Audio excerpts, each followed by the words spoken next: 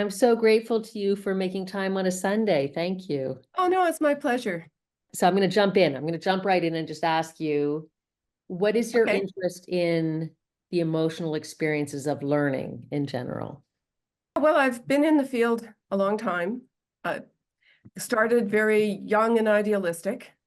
I've come to recognize that our current method of delivering education is a bit artificial. And I believe there's some impatience with it from the part of the students.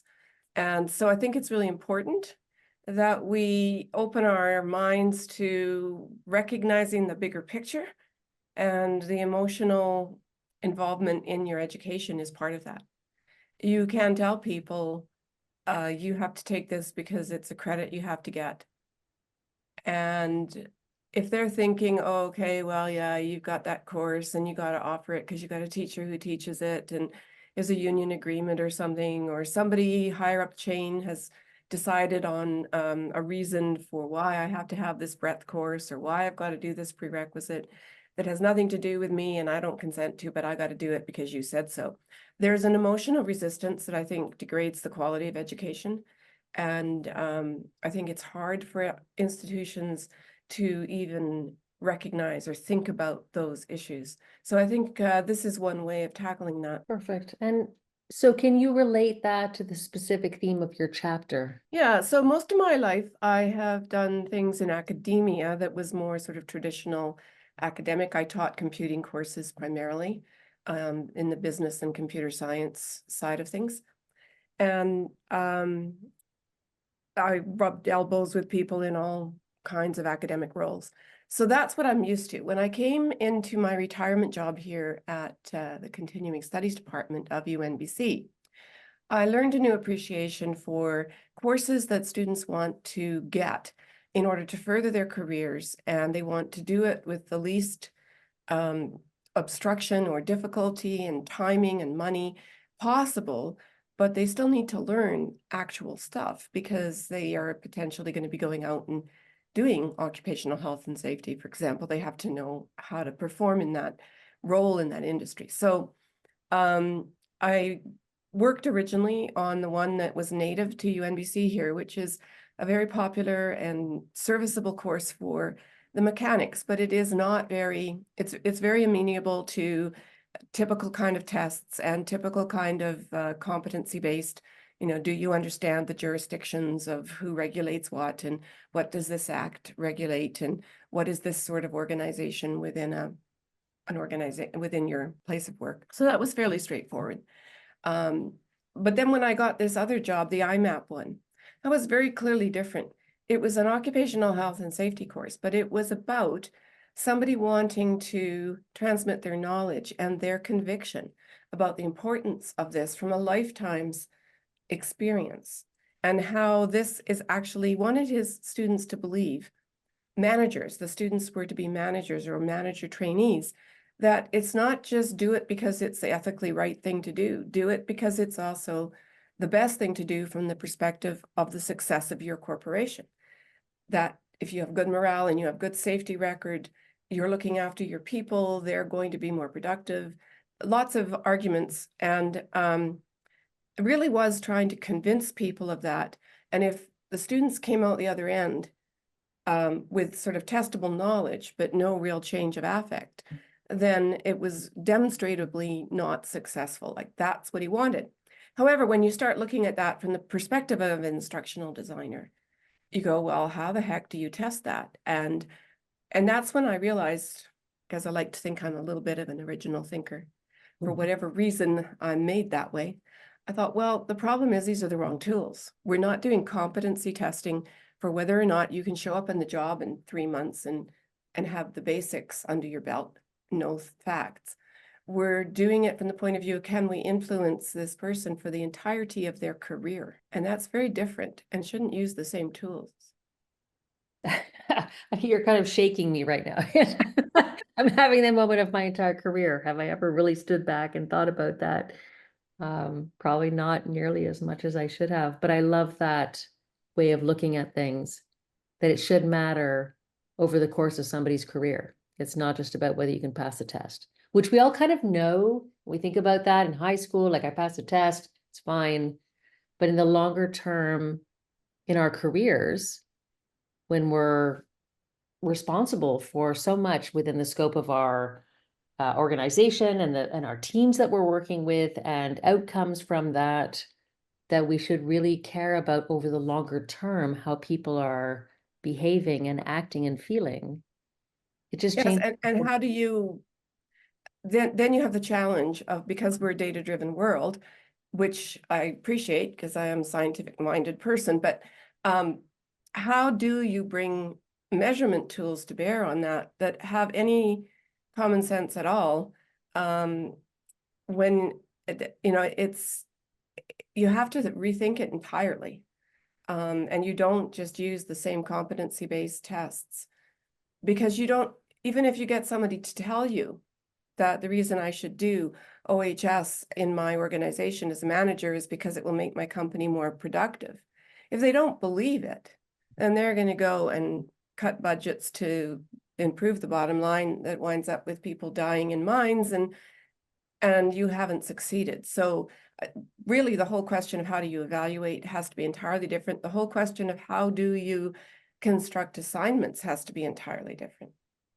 Our conversations have been really interesting for me too, because I think I focus more on the design of experiences because that's what I'm hired to do. And nobody worries so much about the assessment at the end of the day.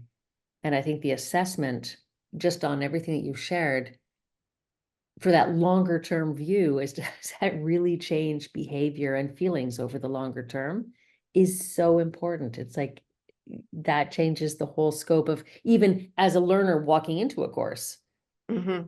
what am I going to be evaluated on? What is it they care about? Do they care about me just like checking the boxes tomorrow that I passed the test? Yeah. Or do they actually, are they thinking about me and my longer term behavior as a citizen of the world and this organization and future organizations over the longer term? At That's its best, important. that's what the people who came up with required prerequisites or co-requisites or elective courses and things, at their best, that's what that generation, you know, the boomer generation of academics, that's what they were striving for. But I think we have to recognize in the modern world that young people are under a lot of challenges. And if you're a manager going into a program, you're under a lot of challenges too. I did the Chair Academy, which was a great learning organization. It was designed for people who came up through academia and then found themselves managing as a dean or something like that. Had none of the skills, right? Because you've got all of these intellectual equipment, but you don't know how to manage an operation where you can't please everyone and you can't go, let's investigate this further. You have to make a decision. So I remember being in that class and they were doing what some of the harder core folks would call the touchy-feely stuff.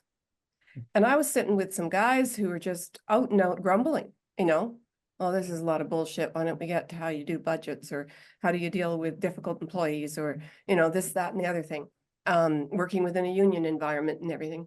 So it is challenging. And just because you're spouting it doesn't mean they're lapping it up. And that's the challenge with effective change. You have to be tolerant almost of, you have to perhaps find a way of measuring exposure to better or new ideas or making a case, but not demand compliance, that you get the right answer on the final exam, because that's not the point. The course succeeds whether you move someone 10% in your direction or 50%, or, you know, like, it's just a whole different metric. And I'm afraid that human beings so often, once they find a tool that is useful, they want to apply it to everything. Experience that too. So I'm going to use that as a bit of a step bridge towards practical applications. So what you shared in your chapter was incredibly interesting, and it spoke to me a lot as a designer, for sure. And what would you say might be some of the lessons that somebody could take from the chapter that you shared to apply in their day-to-day jobs?